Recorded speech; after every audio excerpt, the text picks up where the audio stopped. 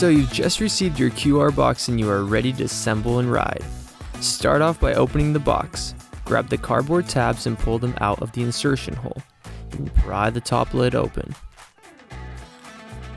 You'll notice your bike is neatly packed with two pieces of foam, with one in the front and one in the back to securely hold your bike in the box. You'll also notice a wheel and small parts bag on either side of the bike.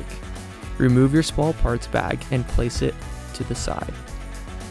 In your small parts bag, you will find a card with information on the Shimano Di2 system, on how to set it up and how to maintain the system.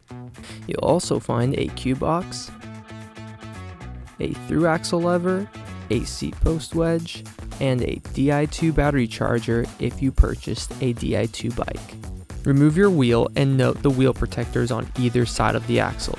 Remove the seat post from the seat post holder. Remove the foam from the rear wheel and from the front stem area of the bike. Then pull the bike out with force to remove the front fork and place your bike with the fork over the front of the box and use this as a bike stand.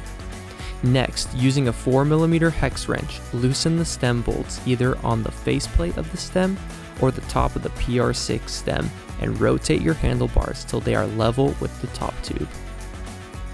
Then tighten all 4 bolts on the front of the faceplate for PR5 and PR4, or the front 2 bolts on the PR6. Then using a torque wrench, make sure you secure the bolts to the recommended torque spec.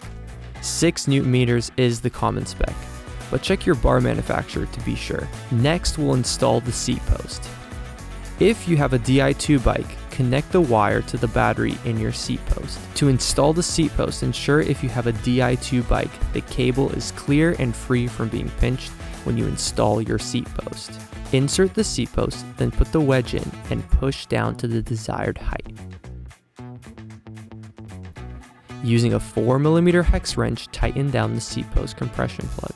Locate the through axle lever from your small parts bag. Use this to remove the inserted through axle in your front fork. Next, remove the wheel protectors from your front hubs. When doing so, please ensure the hub end caps are not removed from the wheel protectors. Place your front wheel down in front of your fork and roll it backwards into the bike. Ensure that you line up the disc rotor with the disc caliper.